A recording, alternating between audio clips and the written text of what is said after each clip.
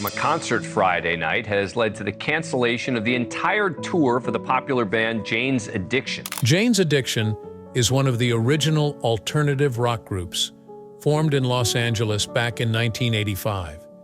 It did not take long for the band to be regarded as one of the most iconic acts towards the end of the 1980s and the early 1990s. The group consisted of Perry Farrell on vocals, Dave Navarro on guitar, Eric Avery on bass, and Stephen Perkins on drums.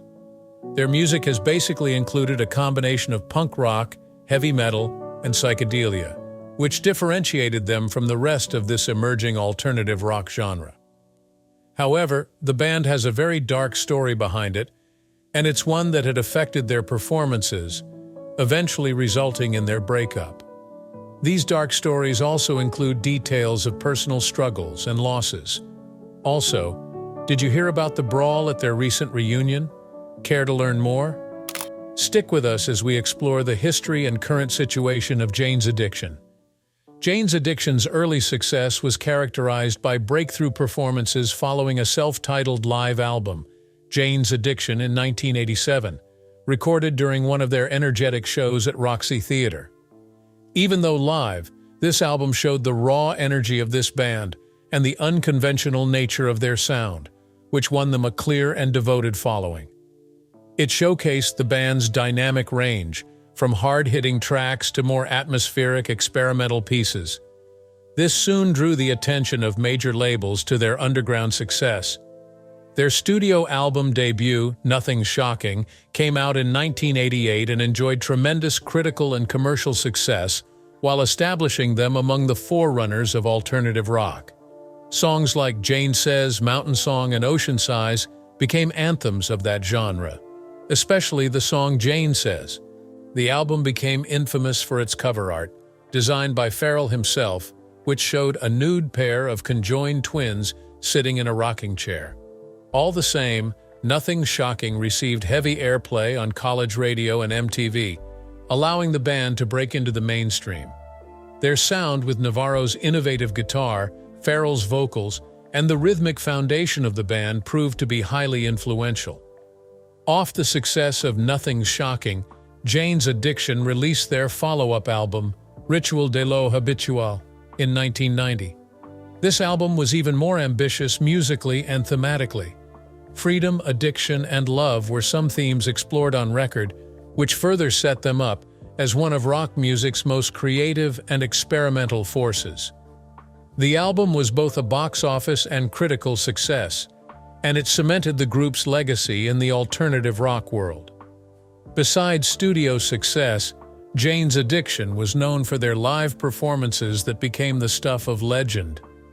Perry Farrell's theatrical stage presence, combined with the guitar skills of Navarro and the tight chemistry of the band, created concerts that were often events to witness.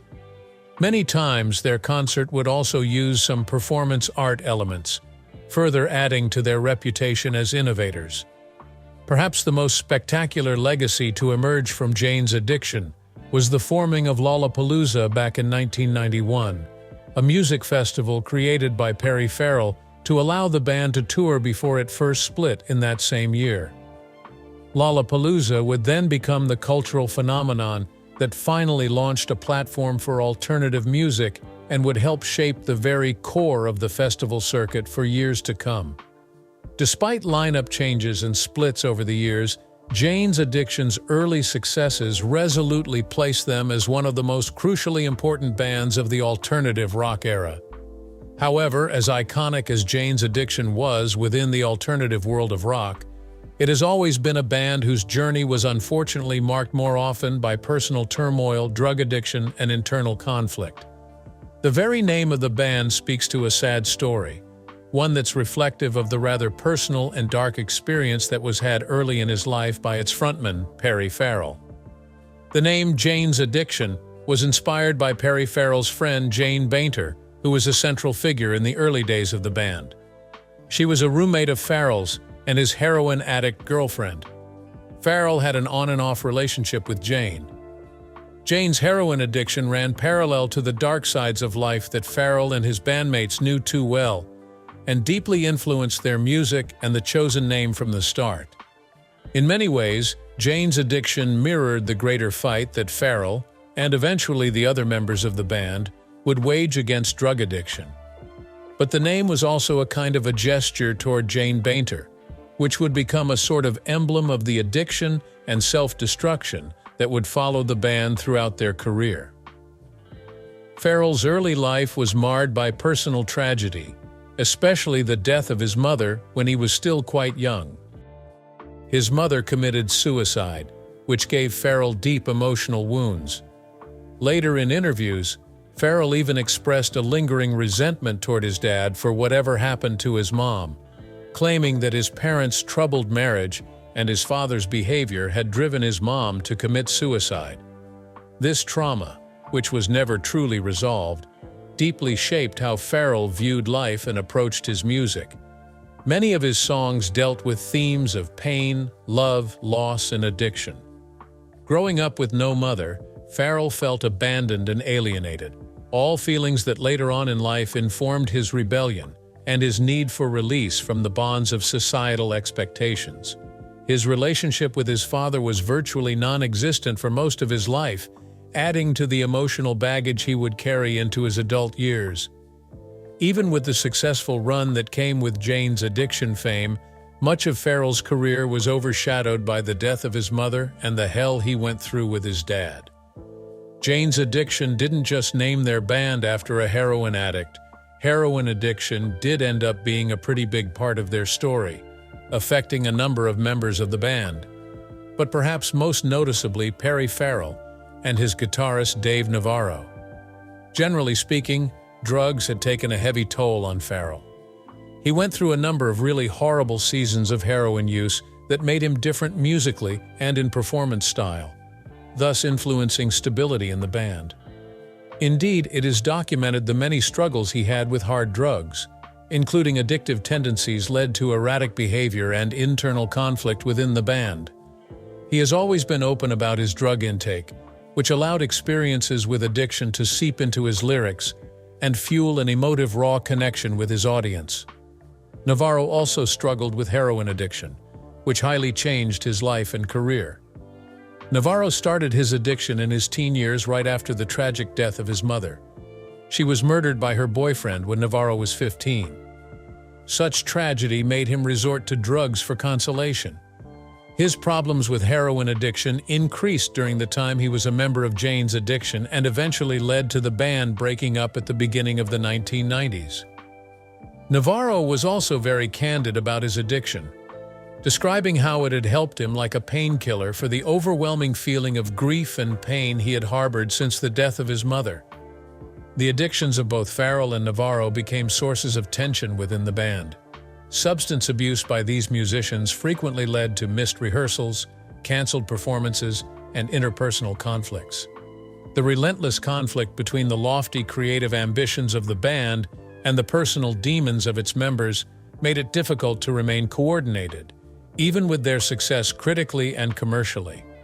Added to acting out because of drug addiction, the band was also routinely marred by fights and personality clashes, most famously between Farrell and Avery. Farrell's huge personality and at times a little extra eccentric behavior clashed with Avery's more reserved, reflective nature.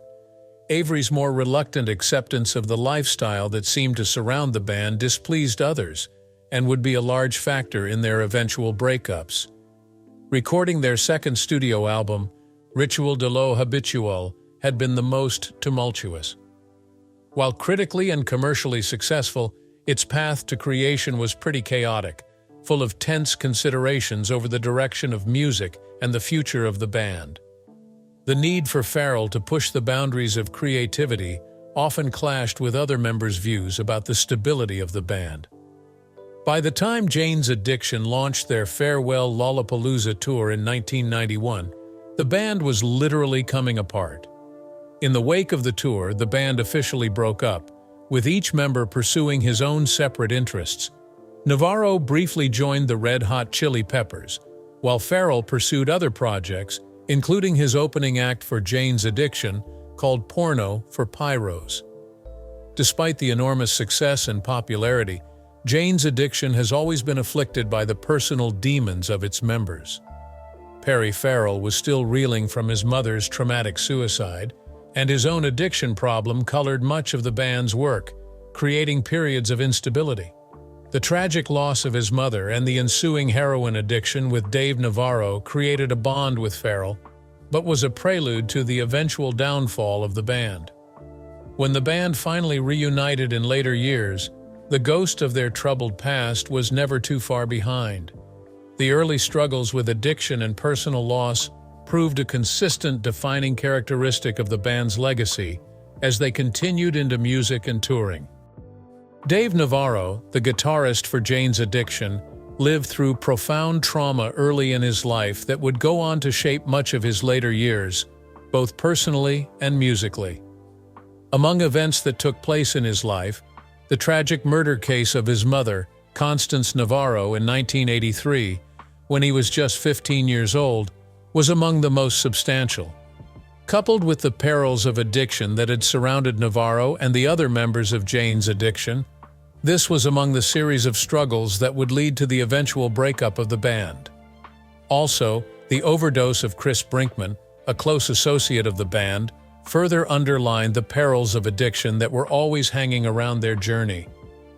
Dave Navarro's mother, Constance, was brutally murdered by her ex-boyfriend John Riccardi in a crime that emotionally devastated Navarro. Constance had an abusive relationship with Riccardi, who was known for his volatile temper and possessiveness. Once the relationship ended, Riccardi became obsessed with Constance, constantly stalking her and turning her life into a living nightmare. Despite her trying to move on with her life, Riccardi's fixation only intensified until he could not stand the thought of her leaving him. In March 1983, Riccardi broke into Constance Navarro's apartment in Los Angeles and shot her, along with a friend who was present there. Dave Navarro was supposed to be with his mother that night but had, in a fatal twist of fate, decided to stay with his father. A decision that would haunt him for the rest of his life. He lost his mother to the murder, which further gave him a connected deep sense of guilt and trauma he struggled to cope with for years. Riccardi fled and wasn't caught until nearly a decade later, in 1991, after he was featured on the TV show America's Most Wanted. By that time, Navarro had already started his career in music, and he took the event of his mother's murderer being apprehended and taken to court very seriously. In 1994, Riccardi was convicted of murder and sentenced to life in prison. However, this did not help to ease the trauma for Navarro. For many years of his life, he battled emotional wounds from his mother's murder as one of the many contributing factors to his addiction. Chris Brinkman's story was another tragedy connected to Jane's Addiction. He was a close friend and part of the Los Angeles music scene. Brinkman himself worked as a sound engineer and was very connected with the band, and he also struggled hard with his addiction to drugs, like many others in the band. It was his tragic overdose in the late 1980s that served as a grim reminder of the dangers that enveloped the band and its membership.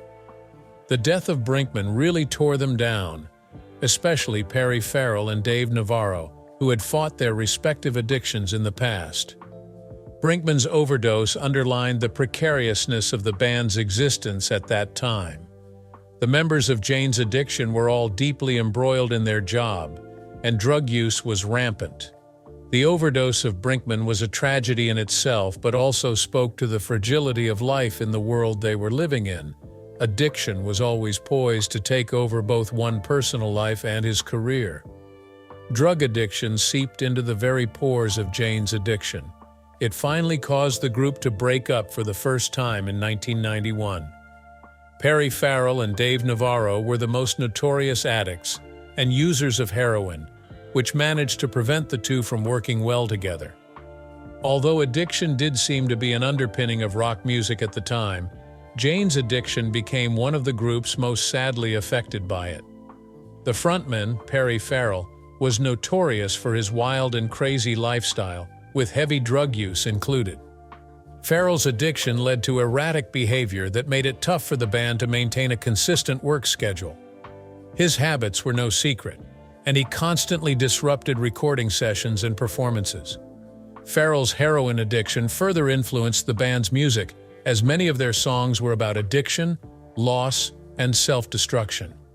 However, while the band's fame grew, so did the personal and creative conflicts between Farrell and other members, particularly bassist Eric Avery. The murder of Dave Navarro's mother had left him with emotional scarring. He turned to drugs as an escape from his trauma. During the recording of Ritual de lo Habitual, the second studio album by the band, Navarro's heroin addiction started to be a big problem. Although the album received critical acclaim and was commercially successful, the internal struggles within the band were too much to bear. As with Farrell, Navarro's drug use was one of the significant reasons for tensions within the group. Navarro has since spoken about how his addiction had numbed the pain he felt from his mother's death, worsened by the overwhelming pressures of fame. Although bassist Eric Avery and drummer Stephen Perkins are not as publicly linked with heroin addiction, they too suffered under the toxic environment the drugs created within the band. Avery in particular took much exception to the direction the band was going in and the general chaotic behavior coming from Farrell and Navarro. The constant cycle of doing drugs, creative disagreements, and personal conflict made functioning as an intact band very difficult. By 1991, tensions within the band came to a head. Despite their continued success, the band members were increasingly at odds with each other, and their drug use became impossible to sustain. What was supposed to be their final tour, the first Lollapalooza festival conceived by Perry Farrell, became overshadowed by conflict and personal problems. The band had already broken up by the end of the tour. In many ways, the breakup of Jane's addiction was inevitable. Ultimately, it was the personal and collective struggles of its members that did the band in. Still young and having tasted amazing success in such a relatively short period, the forces of addiction and trauma finally put them asunder. The death of Chris Brinkman, caused by heroin addiction, further fueled internal conflicts and made the environment too unstable to sustain. Despite this breakup, the members of Jane's Addiction would reunite many times through the years, however, not with the same lineup as they used to. Every time that they got back together, it was somewhat of a try to at least relive their first few years' magic, but addiction and personal trauma always hung over their heads.